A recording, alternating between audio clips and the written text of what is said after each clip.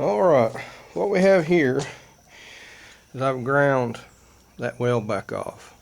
You know, they're raised up like this one here. You know, they're pretty high where I've welded them. Over there, I'm going to grind them down smooth. But you can see there's a little bitty crack in there. You see that? We're going to go back over that and weld.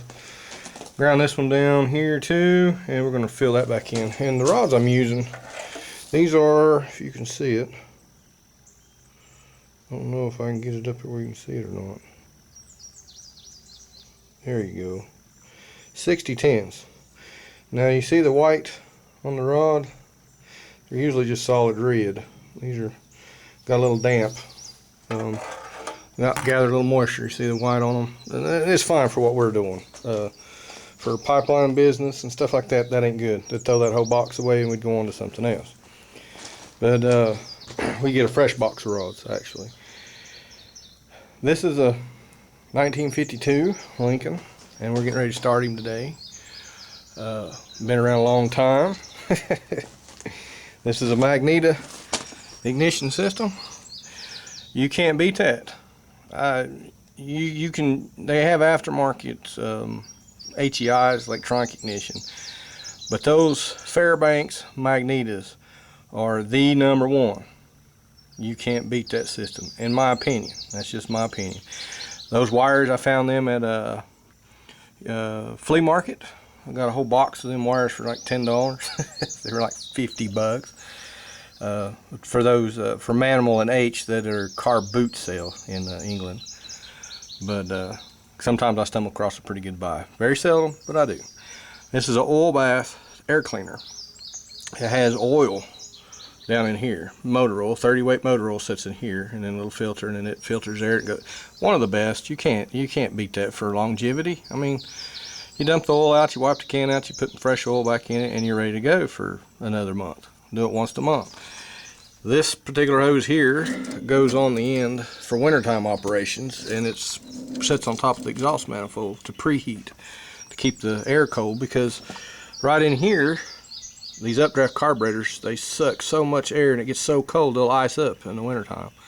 That one there was also producing a little bit of water. But this one here needs a little bit more. I've been into them, but I need to get a complete build kit with jets in it. It's a little bit where stuff and trash is set in there. It's kind of got the jets. So first thing we're going to do is we're going to open the pit cock for the fuel and get fuel. And yes, I know I need to put a clamp there, or a zip tie or something, but we're going to open that up for fuel. Now this little thing right here is very cool. This adjusts your idle RPM. This particular tube runs all the way to manifold pressure, so it sucks intake. This is what revs and lowers the engine RPMs as you weld. That's the original setup, and it still works today. I can convert this into electronic, like over on the other welder, but I just find that, you know, if it still works, I'm not going to mess with it. Since these have been converted over to 12 volt, I always disconnect my batteries. I hadn't got back to finishing the wiring on them yet, so they're still wired directly.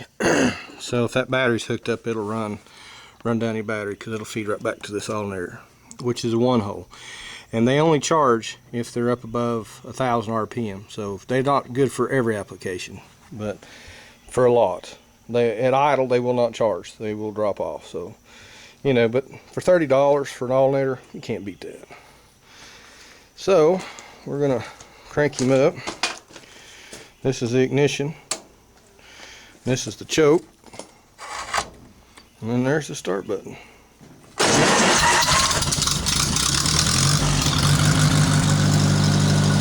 he is. Running.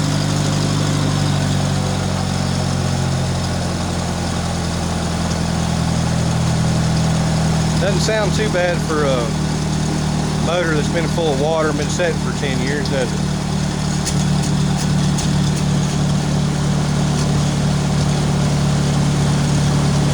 But anyhow, I'm going to get back to here and get the welding these up so we can get them put on the truck before the temperature gets too hot.